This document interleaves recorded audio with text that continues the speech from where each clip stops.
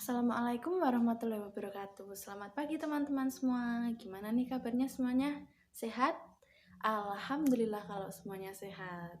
Sebelum kita memulai pembelajaran kali ini, marilah kita berdoa menurut kepercayaan masing-masing terlebih dahulu. Berdoa dipersilahkan. Berdoa selesai. Kira-kira ada yang tahu nggak nih kita mau belajar apa? Kita mau belajar apa ya?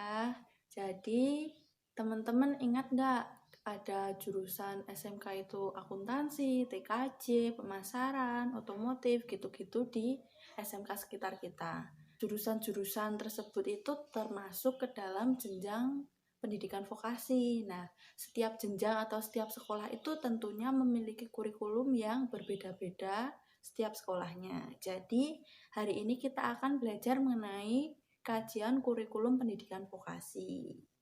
Oke, sudah siap teman-teman? Kalau sudah siap, yuk kita mulai pembelajaran kali ini. Sebelum kita masuk ke pembelajaran, teman-teman jangan lupa untuk presensi di Google Classroom dengan mengisi nama, nomor absen, dan juga kelas. Sebelum memulai pembelajaran, teman-teman harus mengetahui terlebih dahulu kenapa kok kita belajar mengenai kurikulum pendidikan vokasi pada hari ini. Yang pertama, tujuannya agar teman-teman itu bisa menjelaskan mengapa kurikulum pendidikan vokasi itu harus disesuaikan dengan kebutuhan dunia industri 4.0. Yang kedua, teman-teman itu bisa mengidentifikasi atau bisa mendeskripsikan apa saja atau bagaimana cara mengembangkan kurikulum yang sesuai dengan dunia industri 4.0. Dan yang ketiga, teman-teman itu juga bisa mengidentifikasi apa-apa saja sih capaian pembelajaran atau luaran yang diharapkan ketika siswa itu sudah belajar pada pendidikan vokasi yang sudah disesuaikan dengan kebutuhan industri 4.0. Oke teman-teman, hari ini kita akan mempelajari 3 subbab. Yang pertama itu alasan mengapa kajian kurikulum vokasi itu harus disesuaikan dengan dunia industri. Yang kedua itu bagaimana cara menyesuaikan atau mengembangkan kurikulum yang sesuai dengan dunia industri. Dan yang ketiga, seperti apa luaran yang diharapkan dari siswa yang telah mengikuti pembelajaran berdasarkan kurikulum yang sudah disesuaikan dengan dunia industri.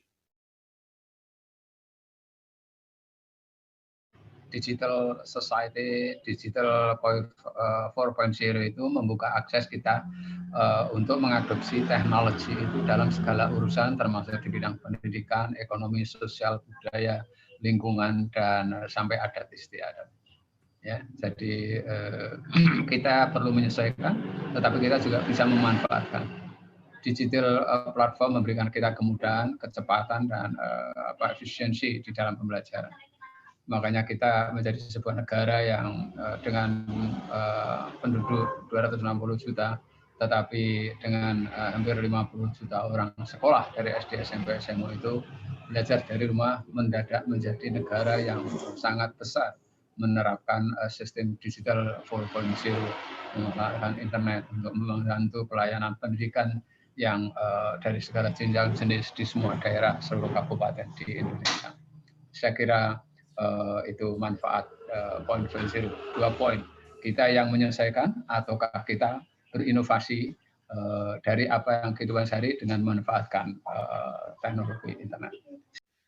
Oke, materi yang pertama, terima kasih sudah dijelaskan oleh Bapak Abdul.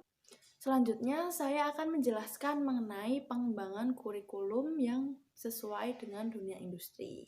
Terdapat 4 poin penting atau 4 aspek dalam pengembangan kurikulum. Yang pertama, desain kurikulum itu harus mengacu pada disiplin ilmu. Misalnya ketika kita menentukan kurikulum untuk jurusan pemasaran, maka itu juga harus mengacu dengan disiplin ilmu jurusan pemasaran, tidak mengacu pada ilmu-ilmu yang lain agar cepat terserap di dunia pemasaran juga seperti itu. Yang kedua, desain kurikulum itu harus berorientasi pada masyarakat. Jadi, ketika sekolah atau instansi itu membuat kurikulum, harus memperhatikan imbas atau atau dampaknya kepada masyarakat juga, tidak hanya pada siswanya saja. Yang ketiga, desain kurikulum itu harus berorientasi kepada siswa. Setelah kita juga sudah mempertimbangkan aspek masyarakat, kita juga harus fokus pada siswa. Apa yang akan kita ajarkan akan tertuang pada kurikulum tersebut. Dan yang terakhir atau yang keempat, ada desain kurikulum itu harus mengacu atau menyesuaikan teknologi yang ada. Jadi ketika zaman sekarang itu sudah teknologinya digital 4.0, kurikulum kita juga akan menyesuaikan teknologi-teknologi yang mutakhir tersebut.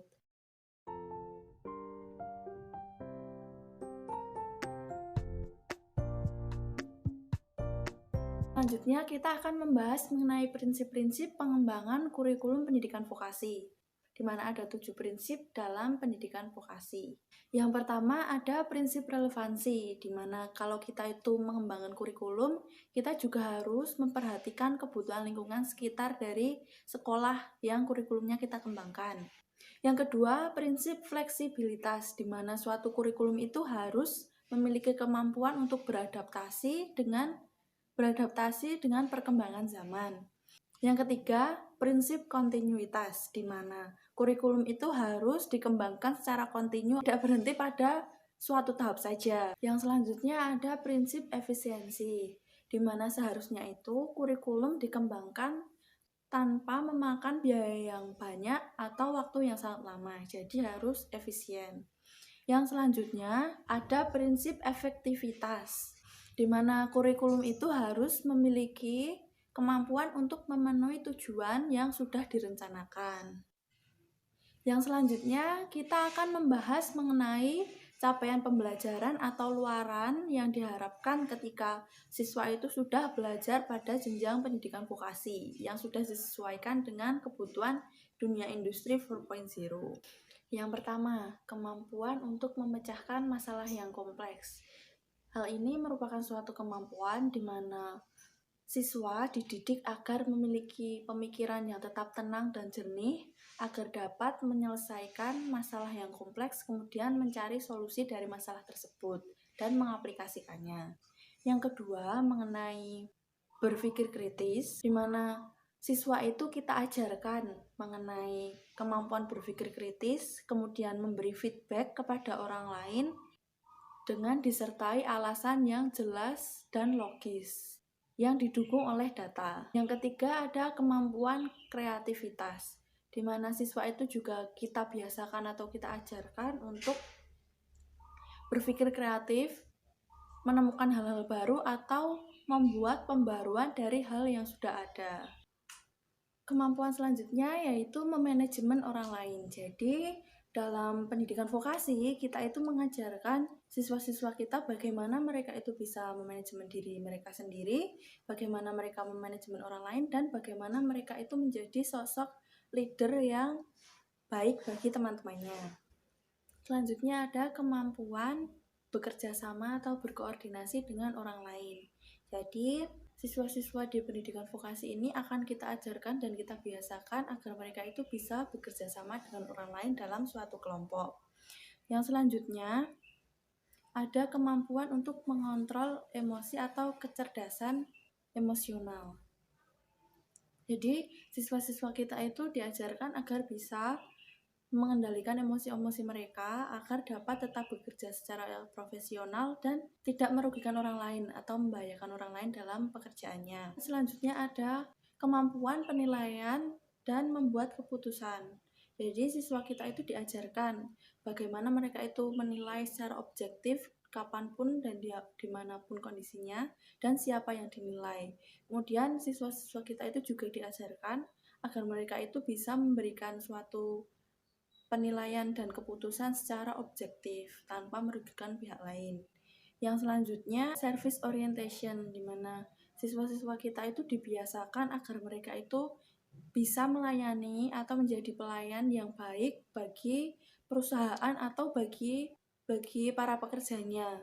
Entah itu mereka sedang bekerja pada suatu perusahaan atau mereka mendirikan perusahaan sendiri atau lapangan pekerjaan sendiri. Mereka bisa melayani dengan baik tanpa pamrih atau tanpa memperhatikan gaji semata. Selanjutnya ada kemampuan negosiasi, di mana siswa-siswa kita itu diajarkan agar dapat bernegosiasi dengan baik walaupun klien atau pihak yang diajak negosiasi itu sedikit sulit untuk diajak berdiskusi. Kemudian yang terakhir ada cognitive flexibility.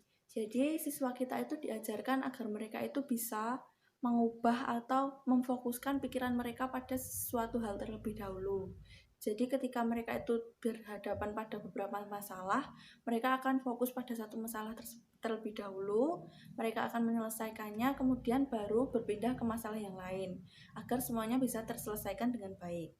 Nah, semua kemampuan tersebut kita ajarkan pada pendidikan vokasi, agar mereka itu bisa lebih mudah terserap kerja atau dapat mendirikan lapangan kerja sendiri bagi masyarakat sekitar mereka.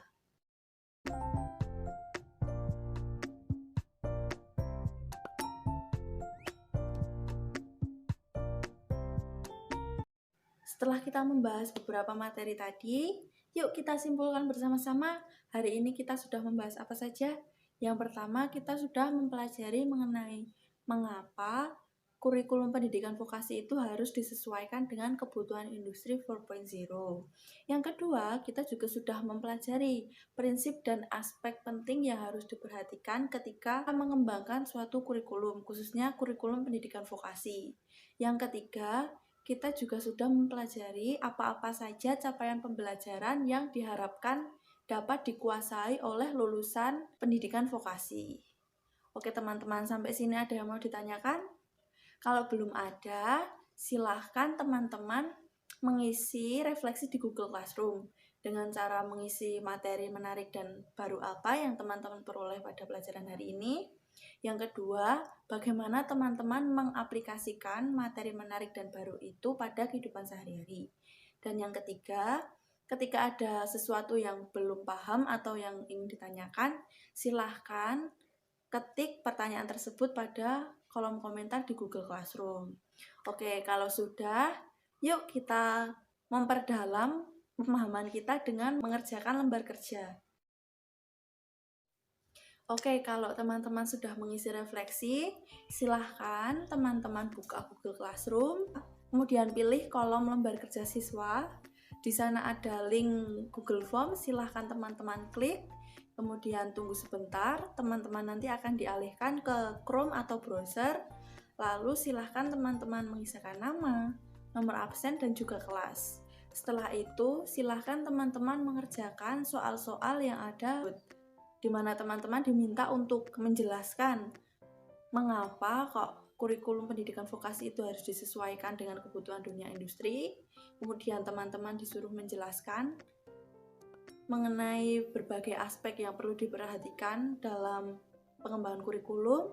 Yang ketiga, teman-teman itu juga disuruh menjelaskan mengenai prinsip-prinsip dalam pengembangan kurikulum. Dan yang terakhir, teman-teman diminta untuk menjelaskan dan memberikan contoh mengenai luaran atau capaian pembelajaran yang diharapkan dari lulusan pendidikan vokasi. Oke, kalau teman-teman sudah selesai mengerjakan, silahkan klik submit. Saya kira cukup sekian pembelajaran kita hari ini. Terima kasih atas perhatian teman-teman. Apabila ada salahnya, saya mohon maaf. Wassalamualaikum warahmatullahi wabarakatuh.